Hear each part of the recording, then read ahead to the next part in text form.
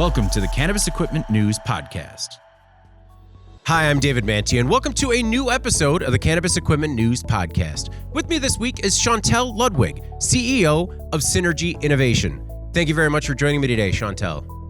Thank you, David. Thank you very much for having me.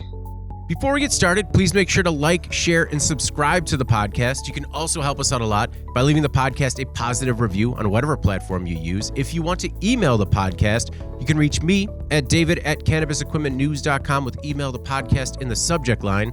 You can also subscribe to the daily newsletter. Make sure you get it delivered to your inbox first. So, Shauntel, I always like to start with a little bit of background with every guest. How was it that you found yourself in the cannabis industry? Unlike many people, mine was on accident. But you know what? I wouldn't change it for the world. It's been the best experience, that I could ask for. Back in 2010, which seems like a lifetime ago now. But I was working with my current partner, Courtney Smith, and we were doing a business that did offshore manufacturing. And with that, we would take innovative ideas from other people's heads and then bring them to market. For example, David, if you wanted a coffee cup that when you picked it up, it said hello to you, you would give me a napkin sketch or engineering drawing, whatever you had with that. You'd give those over to us. We'd finish them. We'd give you the sketches back. We'd make prototypes, go all the way into production with this, with manufacturing partners that we had, and then bring it full cycle with logistics support back to your doorstep. And what we realized we were doing that, and then we were also helping a e-cigarette brand at the time to build their brand presence in the U.S. And so we're learning a lot about marketing, distribution. We already had the product manufacturing part down, and for this specific manufacturer, we were walking a trade show. We were at a Champs trade show, and trying to figure out, hey, how do we expand this e-cigarette business that none of us were really passionate about? It was just we were learning how to do marketing and distribution, and we came across a booth that sold dry herb vaporizers. Now, back in 2010. Cannabis was still pretty, stigmatized. Nobody wanted to say I worked for a cannabis company, but we both thought that this technology was super cool. You could heat up cannabinoids to a certain temperature and then avoid getting the, carcinogens. So we're like, man, these products are really cool, but they were really ugly and not very functional. I think that there was the vape here, which kind of looked a little bit phallic at the time. And then there was another one, the Eyce that was butane powered. So it could potentially explode in your pocket, right?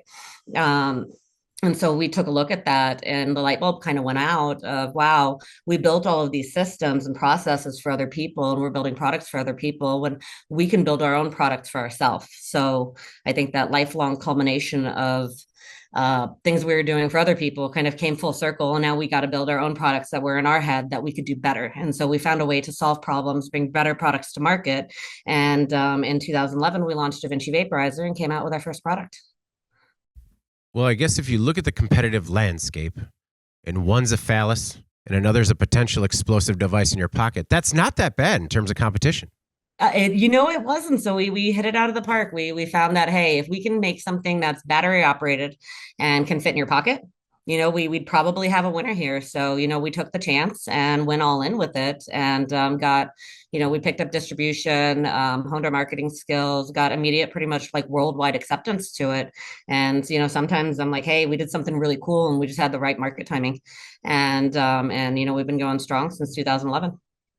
How did you get into the design, engineering, and manufacturing initially? So as I said, we were doing this. So we were doing it with a sourcing company and just really doing it for other people. And so we weren't necessarily doing a lot of the design work ourselves, but outsourcing it to other people. So when we did start actually making our own products, internally, then of course we had to, hire designers, CAD people, engineers, the whole nine yards. So now we have our own staff. But I think for Courtney, not necessarily myself, I'm not an engineer by trade by any means. It is not my forte. But he's always been I guess, a tinker and always wanted to build things. I remember one day he was trying to build an Earth rover in the back of the office because he was convinced that he could make an inflatable car.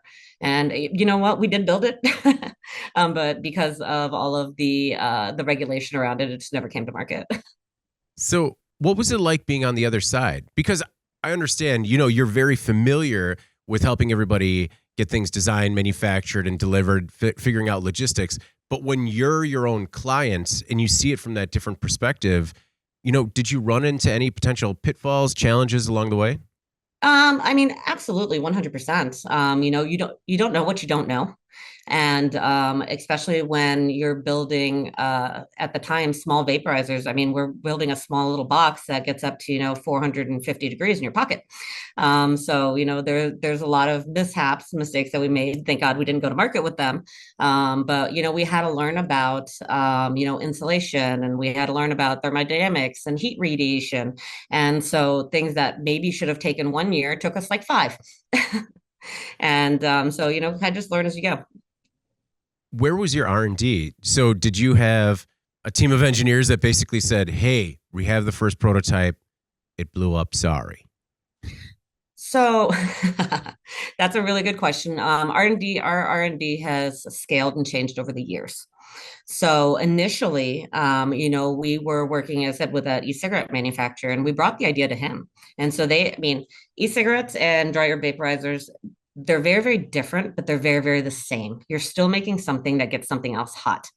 And so, sent them some prototypes, tried to see, hey, how is this technology working? And then how can we get it better? So initially, we were working with overseas engineers that were there at the factory. What they ended up coming back to us was something that looked very Chinese. Like we looked at this, I'm like, we can't go to market with this. Like this isn't going to work. I mean, we ended up, gosh, I wish I had it, but we called it the yellow phone. It looked like a, I don't know, 1980s car case phone that you would have put in a car. And Yeah. we're like, yeah, that's not what we had in mind. So we ended up refining it, a lot of sweat and tears and napkin sketches at that point to get that first product out. But after the second product is when we started bringing on our US designers and US engineers, because it was too painful. And at some point you have to sleep, to working late nights, with these engineers and then still running the entire side of the business. Plus just not really ever getting what you need from an design aesthetic point of view. So we still have, we've since moved out of that manufacturer, and now we have our own. So we have our own engineers, both overseas, but then we also have them in our US office. Okay. I'm glad you clarified, because I definitely wanted to know what a too Chinese design looked like. Is They that tend what to you? be a little bit bulky. They don't really have a lot of ID aesthetic to it. They're usually overcomplicated with too many buttons, bad UI UX. And so, yeah, it takes a lot of refinement. When did you realize? Because everyone with an aha moment and a napkin sketch and a great idea thinks they have the next best thing. When did you realize that you guys had a hit? Kind of like when we come to any product on the market, we always start our R&D process, or, coming up with a new product, of which problem do I solve? And how do I differentiate? So those are your two guiding questions, I think, for any product developer. And if you can hit both of those questions and you actually have concrete answer to those, of how do I differentiate and what problem do I solve, you have a larger possibility of success. And gosh, honestly, I mean, we knew we answered both of those questions with the first product that we were bringing to market. And so, sometimes you throw stuff at the wall and hope it sticks. And that's kind of what happened here. Was there anything that you missed with that first generation product? Um, what did we miss there? I think that for where we were in the technology space, I think that we did okay. Obviously, technology has evolved since then. And so as technology evolves, we keep making further refinements and tweaks. And so our devices in 2024 look much, much different than they did in 2011. Now we learned more about what consumers really want. We were really, really heavily involved in a lot of like direct to consumer communication, and even when is geeky as being a lot of different like vaporizer forums. And I think some people don't use customers enough, just be like, well, what do you want us to build? And so we did. And we do raffles and prizes for best ideas and so forth. And so we took a lot of that customer feedback, and we continue now to do that today, and to just build that into the devices. So, like things that we missed right off the bat that we've incorporated now are things like, hey, they want removable batteries. So, after the lithium ion dies, it's not just an expensive paperweight. They really have purity in mind. So, like we didn't necessarily know about like isolating the air paths from the vaporization path, which is something that is core to our ethos build now, something that we would never imagine doing. We missed the devices got really hot, so we didn't know about using aerogel for insulation because we didn't know aerogel existed. Um, and so it's a lot of learning. Okay. What was that first brand? Has it always been Da Vinci, or Mhm. was it so it's always been Da Vinci? Yep. It's always been Da Vinci, and it's just, I mean, kind of like, look, if you look at like the first iPhone, I Yeah. saw an iPhone 5 the other day, and then compared to what they can do now, they just keep doing, different releases. Now, granted, we try to do a little bit more than just a camera upgrade, on our release, and not do it every fall, because that would get really expensive. But yeah, it's always been Da Vinci. And then when did Ice come into the fold? So Eyce came into the fold. So Eyce has actually been its own brand since 2013, and they've always been doing FDA medical or yeah, FDA food grade platinum cured silicone. Both of these brands, however, were acquired by another company back in 2021. Things didn't work out exactly as we planned, I think on our side and on their side. And so we ended up taking the brands back to the founders. Sometimes consolidation isn't always a better thing, and they should be under the founders. And we took them back this May. And so Da Vinci and Eyce joined forces underneath the Synergy brand banner. And so now we're under one happy home. So more on that. So it was 2021. Was Mhm. it Greenlane Holdings? They Correct. acquired Da Vinci for a deal that was reportedly worth $20 million. And then in 2024, Synergy bought it back. So what happened? So I think there was a lot of things. So initially, when we sold to Greenlane Holdings, the intention from myself and Cord is, we wanted the brand to be in a place where it could thrive and grow. Like we were bouncing between this 10 to $20 million revenue piece for, the past 10 years. We just couldn't get over the hump. And whether we needed to take on smart money, VC, whatever, we're like, let's put it into a behemoth at the time in the space's hands, and let's see this brand flourish. They have sales, they have distribution, they have marketing, they have a customer service team, everything that we thought that we needed at the time, and then we of course stayed on as well in order to help that brand get over the hump. But this is a case necessarily where consolidation didn't meet vision. I think that everybody wants to say that they want to be a house of brands, but in this case, I think that there was a issue with transitioning from being a distributor of third party brands to being a house of brands, where in which case you'd focus on your own brand, like your owned brands. And so while the vision was there, the execution wasn't. And then there was just a couple of other things. I think there was a Kushco merger acquisition that was happening at the same time. So we came on, Eyce came on, Kushco came on, ERP systems broke, COVID happened. I mean, it just everything kind of imploded in itself. So I don't think it was necessarily anybody's fault of their own. It was just a lot of different things that happened at the same time. So brand sales went down for both of the brands because we couldn't operate properly. And so when we had the opportunity to take them back, you don't get many second chances. And so we weren't looking the gift horse in the mouth, and jumped on it. And it happened to be Eyce was kind of let free, as was Da Vinci at the time. And so we jumped up the opportunity to take two powerhouses back in two totally different verticals, and bring them together. So now we get to be like Richard Branson. So when at what point did you leave Greenlane? So we left Greenlane in May of 2024. Oh, okay. And when did you realize that, did you realize right out of the gate, like, oh, this might not be as good of a fit as we thought, or did it take some time? I think it took some time. I mean, we saw some warning signs right out of the gate, just because of how the operation system kind of itself was imploding within that organization. And but you always hope that you bring in better people and they're able to salvage, and we can do kind of like a big turnaround on everything. And it was definitely everybody's intention. We put everything that we had into making it salvageable and turning it around. But at the end of the day, fast forward a few years later, it was just never really able to be resolved fast enough. And then there still just wasn't really that vision of bringing the brands to the forefront. And so we kind of started really seeing it unfold, I'd say, at the end of 2023. What were those warning signs? What was imploding? Well, I mean, at the end of the day, when you can't ship product and you're billing your customers 37 times, um, That's an implosion. Yeah. those are some problems. And so yeah, I mean that was kind of just the start of it. And then the inability from a cash flow perspective to get additional funding, to buy inventory, to put money towards marketing in order to see those brands grow. I mean, you can't grow if you can't supply. So what do you do when M&A goes bad, especially when you're still so close to it that you basically see your baby being sabotaged?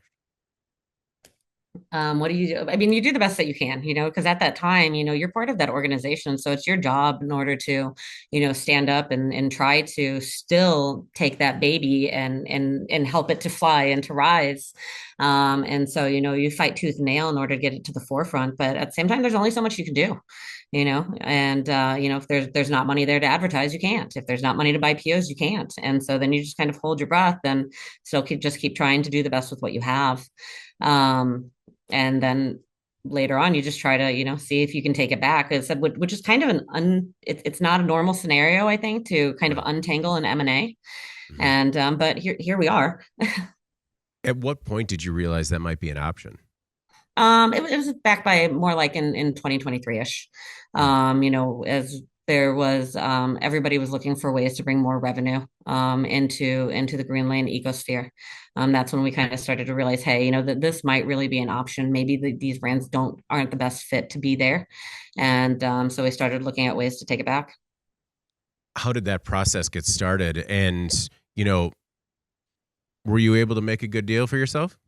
I mean, the process got started. It's a conversation, I mean, no matter how large an organization is, that everybody's still people, Mhm. and everybody's looking for, a best way forward. And so, did we come out of it unscathed? Absolutely not. I mean, like on the Da Vinci deal, a lot of it, I mean, you mentioned $20 million, but a lot of that was stock. And, so we definitely didn't come out unscathed on that. So that's worth pretty much nothing. And then, so, yeah, I think that we did okay. We still ended up with a little bit of upside from the initial deal and took some inventory back. But we've had to put a lot into it to rebuild those brands. In terms of like, we haven't even really started to do the initial marketing investment. But I think that we focused a lot right now on like repairing both the end consumer perception of the brand, which kind of got tarnished along the way. And then also on the B2B side of, ensuring them that we'd have adequate inventory because we lost a lot of shelf space by not having that inventory. And it's really hard to get back. So we've been really focused on those two things. And then we'll turn on that marketing faucet. So this is a subject that's actually really close to my heart because I had the exact same thing happen to me in the publishing industry where you create and grow this incredible brand. And then via acquisition or leadership changes, you just see, and to me, it's always when you see leadership make decisions that just make no sense. And it's just like, and when they go to describe it to you, you're like, you heard the same words, right? That doesn't make sense in terms of the business model that this operates in. And then we also had the ability to buy those brands back. But man, it's so hard when you have ridden that roller coaster and then essentially you're starting at the exact same spot again, just trying to bring it back to life. I think we're starting in a worse spot than we were when we gave everything over. It was all polished and buttoned up and beautiful, and our customers didn't hate our guts. Yeah. Oh no, And, I mean like at the very beginning when you're just starting the brand. oh yeah, Yeah. No, absolutely. It's not where we expected to be. I think I kind of mentioned that Courtney, he loves to build different things. And so I think it was everybody's intention to, go jump into different businesses and go build different passion projects.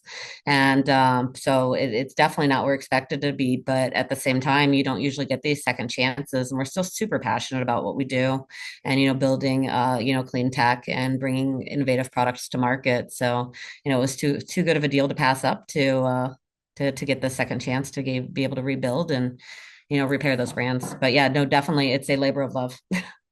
What are you doing to get that shelf space back? So on the ice side of things, it's been a lot easier. Mm. They were stocked out probably for about a year on a lot of those core SKUs. And so we're having to, give people special deals, give them higher margins, giving them additional POP displays and so forth to really get that back. So it's definitely cutting into our margins on the back side of things. But they seem because that brand, luckily both brands actually have a decent name and a foothold in the market that it's easier than coming in with no name of a brand, right? Mhm. A lot of I'm sorry's. Yeah. On the Da Vinci side of things, it's been a lot harder. We've noticed in the past like 2 years that dry herb vaporizer sales in general just have fallen off. Even if look at because like Canopy Gross, obviously it's public, and the Stores and Bickle brand has even dropped off like 30-40% kind of year over year. And so it's been a little bit harder to get the Da Vinci side back up. So what we're continuing to do there is just putting the pedal to the metal, or yeah, pedal to the metal on the floor for to build innovative products that are in different segments. Not that dry herb vaporization isn't always going to be the core ethos of what Da Vinci does, because we do it and we do it well. I think that we also just have to diversify in terms of what other kind of componentry that we're building, since consumer preference has changed.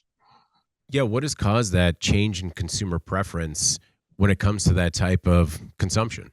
Honestly, I don't necessarily agree with it, but it's convenience. Mm. 510 carts rule the market right now, and it's interesting because you look at it, and while people are really hot on healthy food, they're eating all organic food. They want things that are healthy and not processed.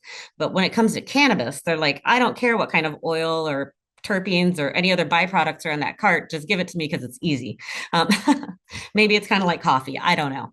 But yeah, convenience is definitely, taken storm here. But the rest of the world is still, because they're always kind of a few years behind.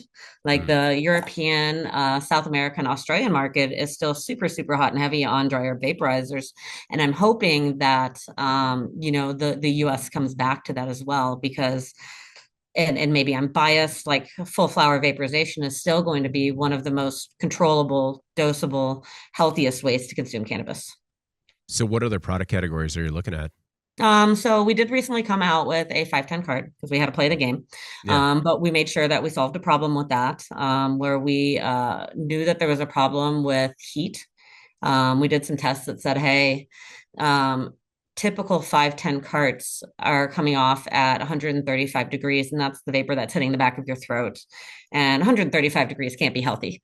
So we did a device where now the vapor is coming out at 85 degrees. And so it just makes that hit less harsh, causing less damage. So we jumped on the oil side of things. And then next, we are working on some really innovative concentrate products, as well as some like home desktop products for both flower and for concentrate.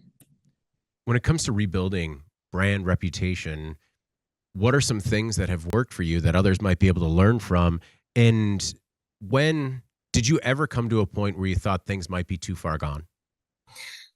When it comes to brand reputation, I mean, it's hard, when you're hopping on like Reddit channels and you're seeing this company has the worst customer service in the world. They don't honor their 10-year warranties that we're very passionate about.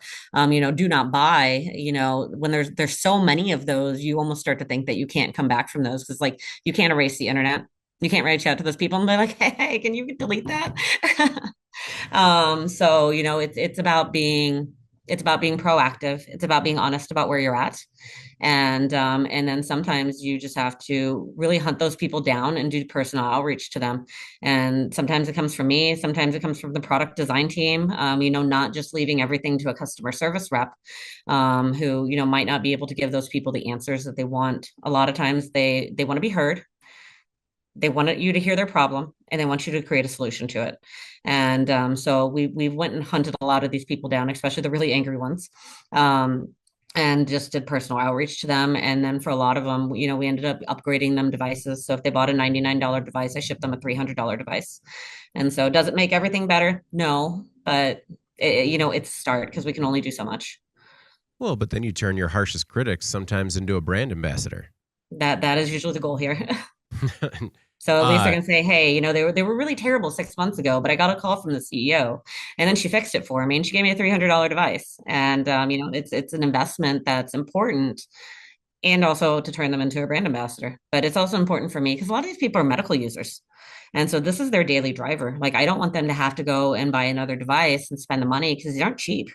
And so to let them know that we do stand behind our 10-year warranties or 5-year warranties, depending on which device they bought, and that they can have something reliable and that we're here if they need them. So do you have a little bit of internal conflict where, you get that you got to play that 5-10 device game, but for your medical users, you want to be like, hey, listen, this is actually a better solution to meet your needs? Um, that's a tough question. So the short answer is yes. We do have a little bit of internal conflict on that one because like we don't necessarily, believe that oil is the way. But if I am going to give it to somebody, I want them to use it in a way that's going to reduce the harm as much as possible. But at the same time, it's not necessarily our job to change a consumer's mind about how they want to consume. But we can give them all the options and any kind of the education that they need in order to make that decision on themselves. So with other companies that might be, let's just say, nearing on the brink of an M&A situation or even flirting with it, if they think that might be the path forward, best path forward for their company, what are some of those red flags along the way that you were just like, in hindsight, it was maybe a little brighter? I make sure that the vision of the company is solid in the direction that you want to go, and then make sure that they actually have an executable plan to be able to manifest that vision. Not just pipe dreams. So that'd be the first thing. Decide what you want. Like, are you really looking at this from an exit situation? Are you just really after a cash grab? Or are you there to make that brand flourish? Like, what are your goals in this M&A and acquisition piece? And ours was for the brand to flourish, right? Mm-hmm. And then I'd say, if they're publicly traded, obviously watch the stock price and see if there's any, flags there. Make sure that your deal is structured very well around those things, Mm-hmm. and then go for it. People always say that smart money is good money, Mm-hmm. and so I guess make sure that there's enough smart money to be able to execute the vision that you want for your M&A going forward. I feel like that's a difficult conversation to have, though, where basically the new boss is coming in and you're saying, okay, this all sounds good, but it also sounds like it might be a pipe dream. How can you kind of push the conversation to that level without collapsing the deal? Well, I said it depends on what you want out of the deal. If you're just looking for, a cash grab to exit, then it doesn't really matter, right? True. Oh, no. Um, Yeah. but I don't think that it hurts to ask, hey, what do you plan on doing with this brand in the future? And, what are the steps that you're going to take in order to get there? For example, one of ours is like, well, how are you going to, foster the R&D environment going forward? And what we kind of came to a realization of is that if we weren't there, there was no R&D. So we'd never be able to leave the organization. And that's something that we really didn't realize in the beginning. Okay. Did you, was it a choice that you always wanted to stay with the brand, or was a potential exit an option for you as well? There was definitely a potential exit. So we were contracted to stay on for 2 years. Okay. And Okay. it was really to build the roadmap that we'd already went in with when the acquisition happened. And Okay. for one reason or another, we were never able to manifest that roadmap. So we knew that if at the time we would have left, it would have just fallen flat. I wanted to talk a little bit more about your current engineering and manufacturing strategy. So, how do you lean on your teams of engineers, both stateside and abroad, with new product development? And then, when it comes to manufacturing, you had mentioned how you previously used medical grade materials. I think it was called the Clean First Innovation. Yeah. So, have those strategies changed? What do they look like today? I mean, we kind of went back to, where we were pre-acquisition. And so we built a very, very thorough process that we call our mine to market process. It's a 151 step process in order to bring a product to market. And so we have great project managers who, follow every single step to make sure every single thing isn't missing. I mean, down to the serial numbers on the devices. And so I guess it first comes on what product are we going to build? And, those things just don't pop out of thin air. Sometimes they do, don't get me wrong. And it's awesome when that happens. But innovation and product development, it's tough. So, it's what problems are there in the market. We're constantly scouring, for different consumer feedback of what's wrong with products that are on the market or what doesn't exist that people want. And so once we do find a solution to that, let's take when we like even the 510 device, it took us 5 years to launch a 510 device, which it shouldn't. And it's because we were constantly beating our head against the wall of, hey, we can't just launch a battery with a 510 on top of it. That's what everybody else did. So what can we do to make this product innovative and more Da Vinci-esque or even Eyce-esque in that case? It's like what do we do that's different? Otherwise, we're just, a number of something else. And so really leaning on the engineers to, hey, find solutions. And sometimes that does come an aha moment. The 510, for example, the other partner was walking down the street with his father and he started coughing when he had a 510. And we're like, oh, it's heat. Cool. How do we solve for that? So, I mean, if we can find the problem, then we can always create engineering solutions around it. And Okay. so that's what happened. Then just kind of going at it again and again. And we always start the engineering on the U.S. side because we can build the plumbing and the idea out better. And same with the ID, before we kick it over to our overseas partners who then are going to be able to say, hey, what's the manufacturability of this? And can we really pull this out of molds? And how much money is it going to cost to CNC these parts? And so that's kind of where it starts. Okay. And then when it comes to manufacturing, do you have oversight over manufacturing operations, or are you kind of setting the design and then trusting it to a contract manufacturer? No, absolutely not. So we learned a long time ago with that first e-cig deal that I had mentioned that the contract manufacturers are scary. And what ends up happening is that they either end up cutting corners on materials, even though we've specifically laid out different material requirements, or that your designs end up walking out the back door, and next thing your stuff is on sale on Alibaba.com. And then we had a massive issues with counterfeits in the beginning. And we got a lot of it taken down, but the damage was already done. So we ended up investing heavily because we did have a Chinese company already for the trade company. We were able to use that to invest to build our own manufacturing facility and then hire our own people. And that's really the only way that you can 100% make sure that you're using the quality of the materials, and we can have the inspections as much as we want, and our ideas don't walk out the back door is by actually owning that manufacturing facility. And so maybe some people don't go to that lengths, but we definitely did. No, I think that's important. When did you realize you had a counterfeiting problem? Probably around 2014-ish, 2014, 2015. Our sales fell drastically, especially to these more third world markets, specifically like South America, even some of like the Eastern Bloc in Europe. And we're just like, what is going on? And so starting to, scour the internet, we started buying products from different online stores, specifically ones that they were just selling things too cheap, and it just didn't make sense. And I'm just like, sure, there's always been an issue with following map pricing, where somebody's running a e-com store out of their garage and they don't have a lot of overhead, so they're okay with 10% margins. That's not normally the case, so we just started buying them. And at the time, eBay was actually still allowed to sell vaporizers. And so we'd buy them, we checked the serial numbers against things that we had produced. And that's when we realized we had a manufacturing and counterfeit issue. So when you bring that up to your manufacturing partner, what do they say? There's like they pretended that they had no idea what we were talking about, and so it might have not been the manufacturing partner. To this day, we can't actually prove it. If things were just walking out the back door, I suspect that that's what was happening. But of course, they're like, no, no, no, that didn't happen. But it could have just been easily one of the the engineers at the time walked off with all of the CAD design files and went to another manufacturer. So it's extremely hard to track down on the Chinese side of things. I mean, even like we have a lot of people in China, so we had them sitting there, we had them watching, we had them, doing research, trying to hunt it down, and it's just these pop-up manufacturers. They move so much that it's pretty much impossible to track down. So that's when we made the decision that we'll just bring it in house. I want to revisit that 151 step process. So let's just really get into the weeds. What's step Okay. one? Let's go line by line. No, So I'm step curious. one. So funny story. Okay. We had to change the name of it to be more politically correct, but it's called DIB. What do you think Okay. DIB stands for? Dib? DIB, DIB.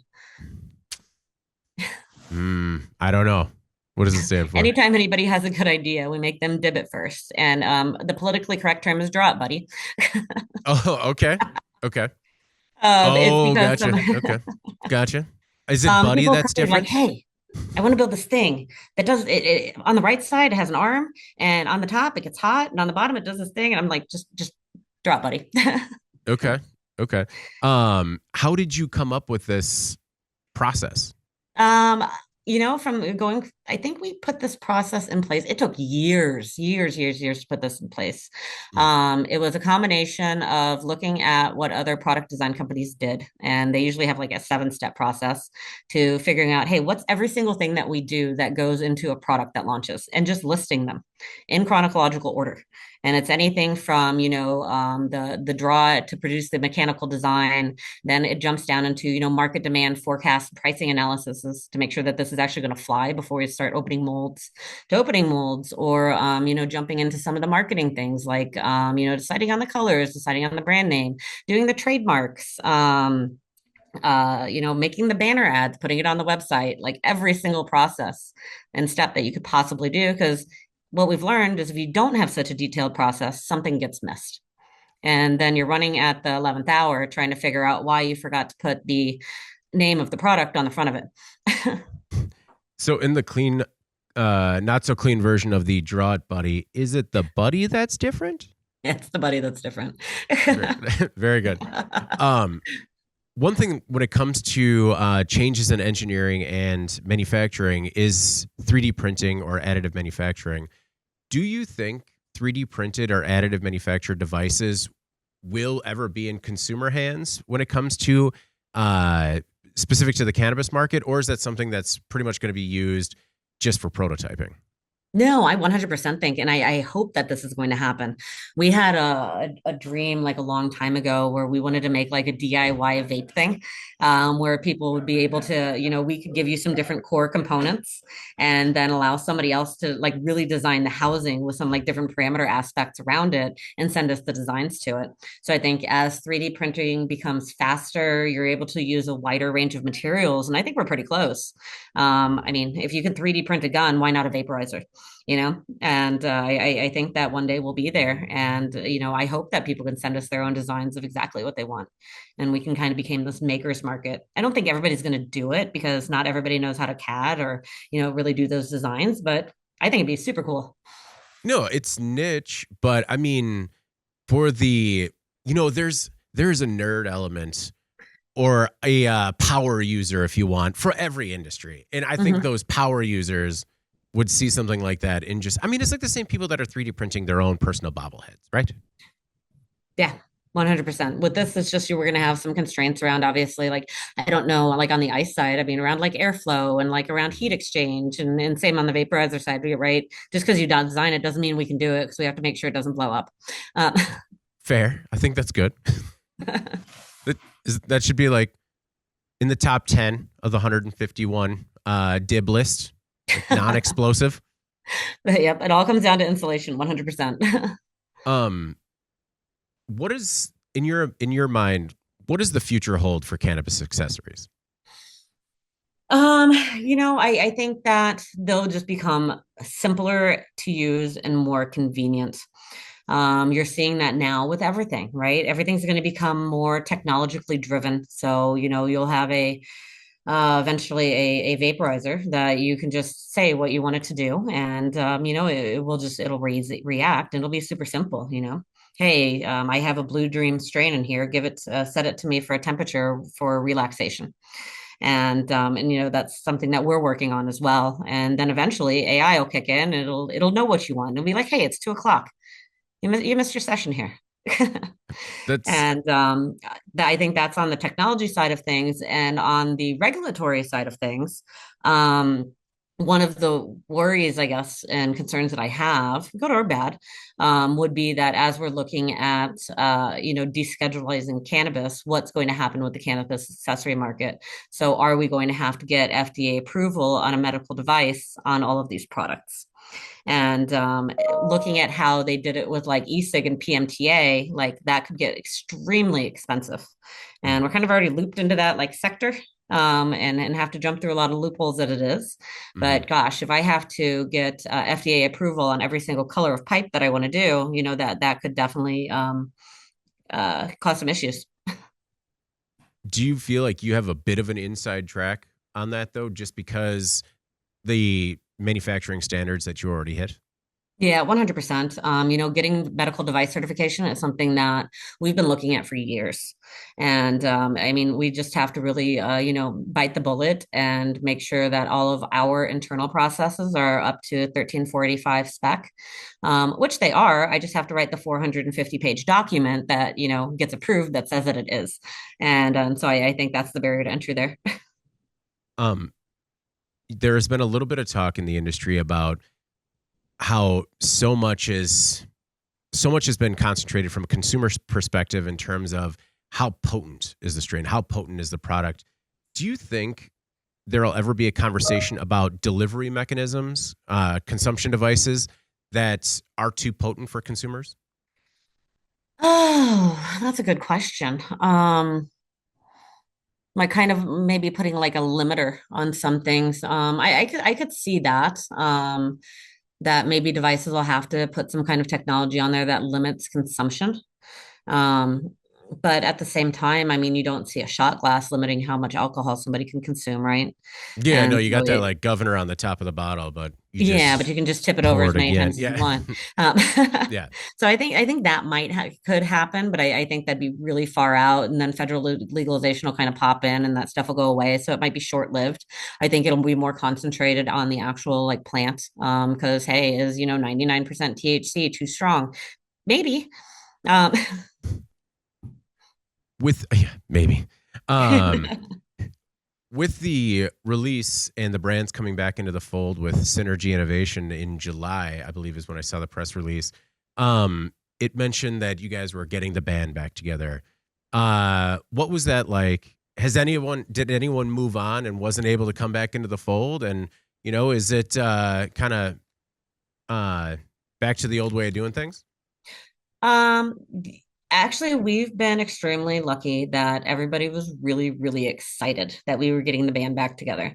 So the original founders, so myself and Courtney on the Da Vinci side, and then Courtney or Charlie and Bruce on the Eyce side of things, like there was just that natural synergy. We worked really, really well together, and we all have different strengths, right? So there was just this natural synergy to bring the four of us together to really kick this company off, with everybody owning their part. And then we ended up bringing back some old employees, both on the Eyce and the Da Vinci side, from even as far as like 6, 8 years ago. And just be like, hey, we're doing this again. What you doing right now? And do you want to come back and help us build this? And everybody was really, really excited about it, because I don't know, maybe we're awesome to work for. Maybe maybe we paint a picture that everybody can get behind. But we ended up bringing back an old creative director. We brought back our old marketing director. Brought a lot back our engineers, and so like literally got the brand back together. And so super grateful for that and to have a really good team. No, I think that is a true feel good story. So often you don't realize that you're in such a good team until you try to go onto that greener grass and you realize how good you had it in the past.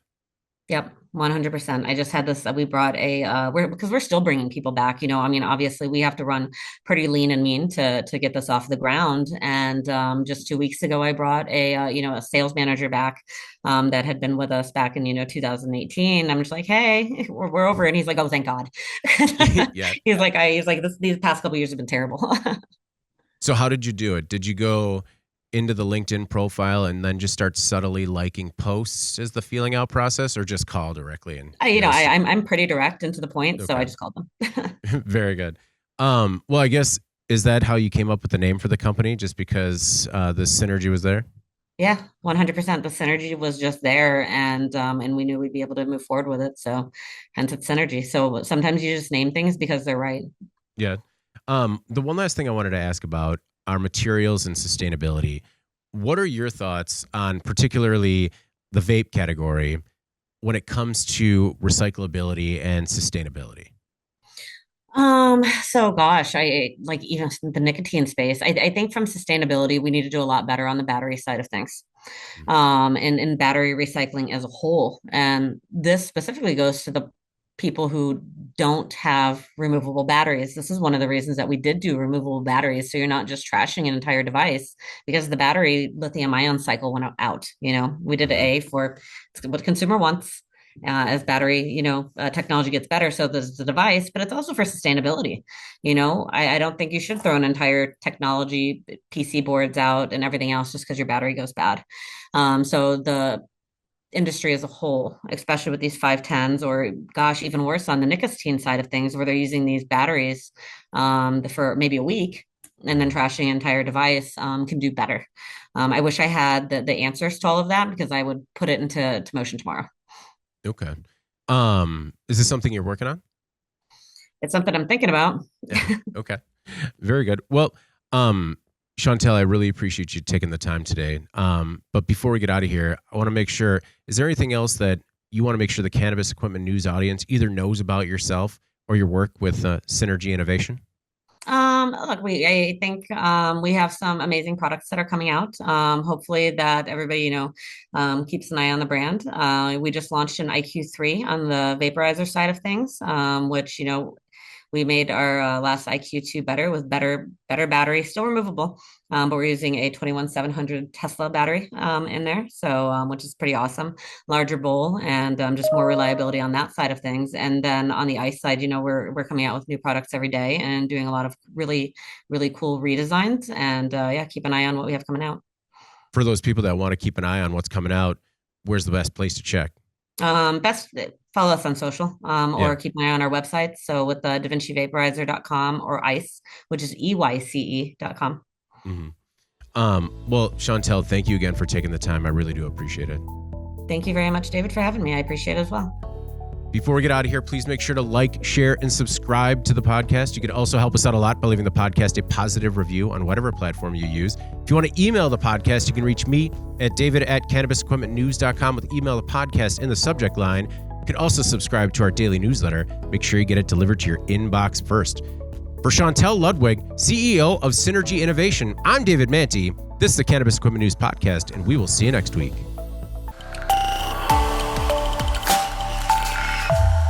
Welcome to the Cannabis Equipment News Podcast.